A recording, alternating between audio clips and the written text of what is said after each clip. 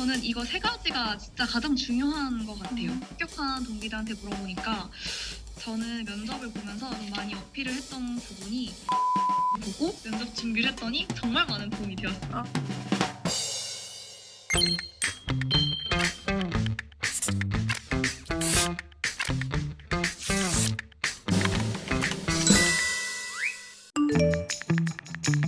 안녕하세요. 저는 이번에 SK텔레콤 주니어 탤런트로 입사하게 된 서비스 기획 직군 최수희입니다. 만나서 반갑습니다.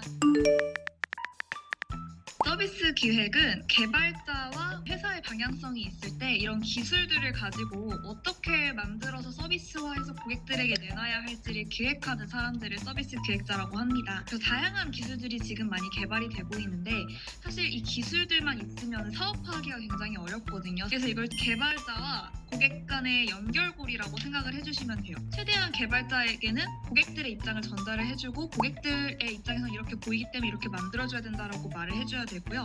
이걸 사용하는 고객들을 위해서는 최대한 이 기술이 어렵지 않게 다가가려면 어떻게 해야 될까, 그 언어랑 방식을 어떻게 바꿔야 될까를 고민하는 걸 서비스 기획자라고 할 수 있습니다. 서비스 기획자를 선택한 첫 번째 이유는 저는 이런 새롭게 만들어지는 기술들에 굉장히 관심이 많았어요. 근데 저는 개발자나 이런 전공자 쪽이 이과 쪽이 아니기 때문에 이런 기술을 개발하기보다는 이런 기술들을 어떻게 좀 더 잘 활용해서 사람들이 쓸 수 있을까? 그런 비즈니스화하고 사업화하는데 아이디어를 내는데 좀 더 관심이 많았던 것 같아요. 두 번째로 이렇게 아이디어만 내고 딱 끝나는 게 아니라 서비스 기획자는 이 모든 개발 기술의 의견을 고객들에게 전달하고 고객들의 의견을 반영해서 계속해서 서비스를 성장시켜 나가고 운영해야 하는 사람이거든요. 두 가지 차원에서 내가 아이디어를 낼 수 있었고 그다음에 아이디어를 계속해서 애정을 가지고 성장시킬 수 있다라는 점에서 서비스 기획자를 선택했다고 할 수 있을 것 같아요. 저는 사실 본 전공은 경제학과고요. 복수 전공을 컬처 앤 테크놀로지라는 좀 특이한 과를 나왔어요. 근데 이제 컬처 앤 테크놀로지 학과는 인공지능이나 메타버스 이런 정말 4차 산업혁명 시대의 기술들을 되게 인문학적으로 해석하고 그걸 사업하고 비즈니스화하는 걸 고민하는 되게 프로젝트가 많은 그런 전공이었어요. 근데 저는 이런 전공을 나오긴 했는데 주변 동기들한테 합격한 동기들한테 물어보니까 가장 많은 게 경영학과인 것 같고요. 또 하나 특이했던 친구는 컴퓨터 공학을 한 개발자 친구였는데 이번엔 서비스 기획자로 온 친구도 있었어요. 그 친구는 만약에 업무에 현업에 배치가 되었을 때 개발자들과 소통을 하는 데 있어서 훨씬 탁월한 위치에 있다고 할 수 있죠. 제가 이번에 그 공고를 한번 다시 봤었어요. 역량을.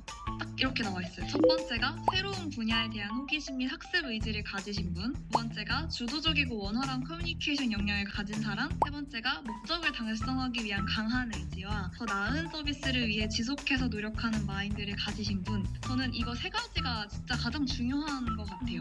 근데 좀 추가로 말을 하자면 저는 면접을 보면서 좀 많이 어필을 했던 부분이 고객의 입장에서 생각을 할 수 있는 사람이다 였던 것 같아요. 그래서 저는 면접 질문에서 서비스 기획자가 되게 필요한 영역이 뭐라고 생각하냐 라는 질문이 실제로 받았었는데 이때 저는 역지사지라고 말을 했었습니다. 저는 이제 이 기술을 좀 아니까 이게 쉽다고 생각할 수 있어요. 이렇게 이것도 못 사용하는 사람들이 이걸 왜 필요하다고 못 느끼지? 라고 할 수 있는데 서비스 기획자는 이미 만들어진 기술을 고객들이 필요하다고 생각하게끔 만들어주는 것도 서비스 기획자의 역할이고 고객들이 필요하다고 생각하는 걸 또 개발자들에게 잘 만들어달라고 전달해서 그걸 또 다시 쉽게 사용할 수 있도록 만들어주는 것도 또 서비스 기획자라고 생각을 해서 항상 개발자 입장에서 생각하고 고객의 입장에서 생각하는 그런 역지사지 역량이 가장 필요한 것 같다라고 말을 했었어요. 저는 학부 시절에 컨설팅 학회를 했었습니다. 제가 학회하면서 가장 크게 배운 거는 저는 원래 아이디어를 그냥 내는 스타일이었어요. 내가 생각했을 때 이거 괜찮은데? 하면은 이거 어때요? 저거 어때요? 이런 스타일이었는데 그게 컨설팅을 하다 보면 내가 낸 아이디어가 누군가를 설득하기 위해서는 그 논리가 굉장히 중요하거든요. 근거가 없고 남을 설득시킬 수 없는 아이디어는 결국 성공할 수 없는 아이디어고 나만의 아이디어가 되는 거기 때문에 그 앞에서 이 아이디어를 도출하기까지의 논리 과정을 탄탄하게 하는 거를 학회에서 가장 크게 연습했던 것 같아요. 그 다음에 저는 인턴 2개를 또 꼽고 싶어요. 저는 첫 인턴을 스타트업에서 했었고 그게 이제 디지털 트랜스포메이션을 도와주는 AI 교육을 해주는 스타트업이었어요. 그러다 보니까 이 제안서를 쓸 때 대상 기업들이 다 대부분 대기업들이었고, 그럼 그 기업들이 현재 가지고 있는 고민은 뭔지, 어떻게 디지털 트랜스포메이션과 AI를 접목시켜하고 싶어 하는지를 알 수 있었던 좋은 기회였던 것 같아요. 그리고 나서 이제 컨설팅을 했는데 제가 했던 프로젝트가 기업용 사스에 관련된 클라우드 관련된 내용이었어요. 그러다 보니까 클라우드에 대한 정보가 굉장히 부족한데 그 부분에 대해서도 딥하게 공부하면서 그런 약간 기술에 대한 개념을 확실히 이해할 수 있었던 것 같아요. 그다음에 추천하는 게 멘토링이었는데, 다들 학교 다닐 때 학교에서 막 이런 멘토링 저런 멘토링 성별 만남 이게 되게 많은데 다들 가볍게 생각하는 것 같아요. 저는 이 멘토링에서 정말 많은 걸 얻었거든요. 제가 경제대 멘토링을 통해서 무역협회 임원분을 뵙게 되었고, 그분이 이제 저희에게 기술이 중요하다 부분에 대해서 저한테 굉장히 많이 말씀해 주셨어요. 이런 부분에 관심을 가져야 되고, 문과생이어도 기술을 알아야 된다.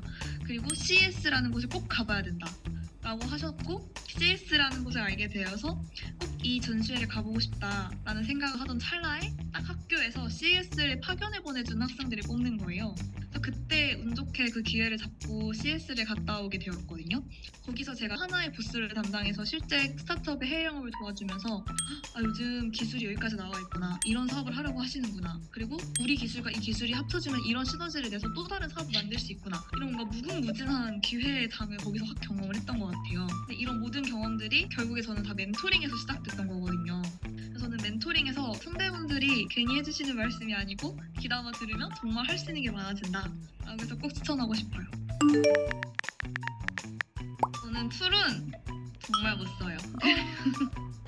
저는 피그마를 학교 수업 때 모바일 앱 개발 수업을 하나 들어서 그때 잠깐 써봤고, 포토샵도 못하고 파이썬은 그 교양 수업으로 조금 했던 거 정도였고, 그거 말고 툴은 잘 못합니다. 그리고 툴 관련해서 할 말이 공고에도 정확히 써있는데, 스킬셋에 통계 데이터에 대한 해석을 기반으로 인사이트 도출할 수 있는 역량이 써있었어요. 근데 여기 별표 치고 통계 데이터 분석 역량이 아닌 주어진 데이터나 통계 자료를 기반으로 유의미한 인사이트를 도출할 수 있는 역량을 의미함이라고 정확히 써있거든요. 그러니까 이 말은 통계 툴을 다루는 걸 원한다는 게 아닌 거예요. 그냥 이미 만들어진 통계 자료들을 통해서 비즈니스적으로 이런 인사이트를 뽑아낼 수 있겠다, 이건 이런 의미를 하는 거구나, 그걸 해석할 수 있는 능력을 요하는 게 서비스 기획자지, 실제로 통계를 만든다던가 데이터 분석을 한다던가 이거는 서비스 기획자는 꼭 필요한 역량은 아닌 것 같아요. 있으면 좋지만. 저는 서비스 기획자로서 제가 했던 것 중에 하나가 플레이스토어나 앱스토어에 들어가서 인기가 많은 어플들, 인기가 없는 어플들 다 다운받아봤어요. 그 다음에 제가 써보면서 이거 왜 인기가 많을까? 이건 왜 인기가 없을까를 좀 스스로 정리해봤던 것 같아요. 그리고 테크는 사실 잡지를 보는 것보다 저도 유튜브 쪽으로 많이 봤던 것 같아요. 매번 바뀌는 것들이 많기 때문에 팔로우업 하면서 이 기업은 새롭게 무슨 기술을 냈구나, 저런 기술을 냈구나 하고 보는 것도 좋고요. 그다음에 매년 CS 보고서를 읽는 게 가장 큰 도움이 되는 것 같아요. 구글에 CS 2020년, 2019년 이렇게 치면은 그 해에 CS에서 주목할 만한 키워드들이랑 기조연설이라는 걸 해요. 되게 큰 기업들이 우리가 이런 방향성을 나가기로 했다. 그게 되게 또 중요한 의미를 갖고 있거든요. 그런 것들에 대한 분석이랑 요약 정보를 해놓은 약간 증권사 리포터들이 많아요. 그거를 저는 열심히 읽었습니다. 저는 슈카월드를 진짜 좋아했어요. 거의 모든 취준생들이 다 보는 것 같은데 어려운 주제들을 쉽게 설명해주거든요. 거기서 캐치한 키워드를 가지고 좀 더 열심히 보기도 했고, 그다음에 서비스 기획자로서 추천하는 계정은 티타임즈라는 유튜브가 있어요. 티타임즈가 정말 좋은 게 4차 산업혁명에 맞는 기술들에 관한 정리들이 되게 잘 되어 있고, 그 해당 기업의 임원분들이나 현직자분들이 와서 설명을 해주시는 강의 영상들도 많거든요. 그런 걸 보면 굉장히 많은 인사이트를 얻을 수 있어요. 저는 티타임즈에서 SK텔레콤 이프랜드 담당하시는 분이 와서 하신 인터뷰를 보고 면접 준비를 했더니 정말 많은 도움이 되었어요. 유닛도 많이 봤어요. 요즘 뉴스레터를 보내주는 스타트업인데 거기에 신청을 하면은 이메일로 매일매일 매일매일 뉴스레터가 와요. 근데 되게 편하게 친구한테 말하는 화법으로 되어 있고 궁금한 거는 그 키워드들을 클릭해서 더 잘 설명이 되어 있거든요. 그래서 뉴스를 쉽게 되게 보게 해주는 뉴스레터라서 유닉도 추천합니다.